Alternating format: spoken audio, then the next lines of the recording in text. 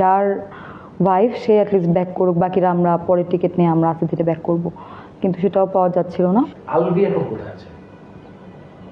আলভি আমার রিজিকে হাত দিছে কিন্তু মানুষ, আমার যে রুটি রুজি, হ্যাঁ আমি কিন্তু আর কিছু করি না। নেপাল থেকে আপনি কবে ব্যাক করেন? যেদিন এই ইনসিডেন্টটা হয় ওই দিন আমরা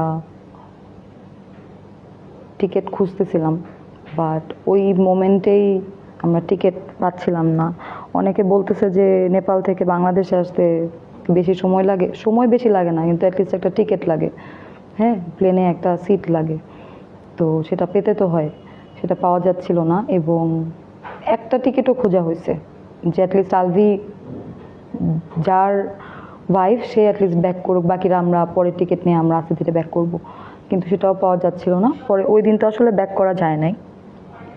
পরের দিন মানে ইনসিডেন্টটার পরের দিন আমাদের সবার টিকিটই কাটা হয়। পরের দিন না, মানে পরের দিনের জন্য টিকিট সবারই কাটা হয়, যখন আমরা বুঝে গেলাম যে আজকে তার টিকিট পাওয়া যাচ্ছে না। পরের দিনের টিকিট যেটা ফার্স্টেই যেটা পাওয়া গেছে ওই টিকিট কাটা হয় এবং আমরা পরের দিনই সবাই ব্যাক করি। এবং আলভিরও ব্যাক করার কথা ছিল, ও বোর্ডিং নেয়া মানে যে প্রসেস থাকে এরপর এগুলো করা হয়েছিল, বাট লাস্ট মোমেন্টে কিছু ইনফরমেশন আসার কারণে আর আসে না। বাট আমরা টিমের বাকিরা যারা ছিলাম, মানে আমরা বাংলাদেশ থেকে বাকিরা যারা আর ছিলাম সবাই আমরা পরের দিন ব্যাক করেছিলাম। এটা একটা জায়গায় দেখলাম একজন ভুল ইনফরমেশন দিয়েছে, মেবি আমার একটা অডিও আজকে রিলিজ হয়েছে, আমি গতকাল বলেছিলাম, দেখে অনেকে ভাবতেছে আমি 2 তারিখে রিটার্ন করেছি। 2 তারিখে না, আমি 1 তারিখে রিটার্ন করেছি। আচ্ছা, আলভি এখন কোথায় আছে? আলভি এক্স্যাক্টলি এখন কোথায় আছে সেটা আমি জানি না। আমি ওকে লাস্ট নেপাল থেকে বিদায় নিয়ে আমরা বের হয়েছি। অপটিক্যাল ব্রাইটেনার, কালার গার্ড এবং ডার্ট লক সমৃদ্ধ অ্যাডভান্স ফর্মুলায় এলো নতুন রে ডিটারজেন্ট পাউডার। আলভির সাথে লাস্ট আপনার কখন কথা হয়েছে? আলভির সাথে আমার লাস্ট কথা হয়েছে যখন আমরা বিদায় নিচ্ছি বা ওই মানে এয়ারপোর্টে। তারপর আর কোনো যোগাযোগ হয়নি? না। আচ্ছা, যখন শুনেছেন যে এরকম একটা ঘটনা আপনিও জড়িয়ে গেছেন, তখন কি একবারও ভয় লাগেনি বাংলাদেশে আসতে? আমি তো কোনো অপরাধ করি নাই, আমি তো কাউকে গিয়ে মেরে ফেলি নাই।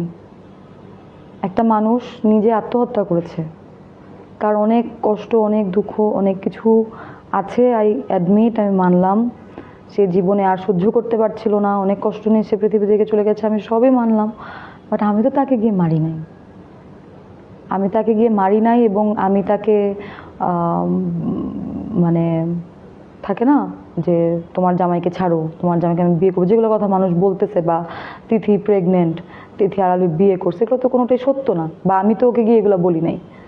তো আমার তো এখানে কোনো দোষ নাই, আমি কেন মানে ভয় পাবো আসতে? আমার তো এখানে ভয় পাওয়ার কিছু নাই। আচ্ছা, আপনি কি মনে করেন আপনার ক্যারিয়ারে অনেকটাই প্রভাব ফেলবে এই ঘটনাটা? মানে সিচুয়েশনটা এরকম যে আমার ক্যারিয়ারে কি হবে এটা নিয়ে আসলে ভাবতেছি না এখন। আসলে অনেস্টলি স্পিকিং, ক্যারিয়ারে কি হবে,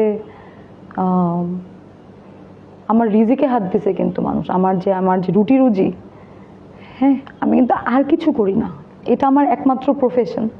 আমি এই টাকাই আর্ন করি এবং যে কথাগুলো মানুষ বলে আমার বাসা ভাড়া আলভি দেয়, হ্যাঁ আমাকে কি কি জানি দিছে, তো না রে ভাই, আমি অনেক আমার কষ্টের টাকা দিয়ে আমি বাসা ভাড়া দিই, বাজার করি, আমার ফ্যামিলিতে আমার বাসায় আমার মা নানু থাকেন। হ্যাঁ আমার রুজি রুজিতে হাত পড়ছে, এটা হয়তো আমাকে সাফার করাবে, সাফার হয়তো করতে হবে, আবার নাও করতে হতে পারে।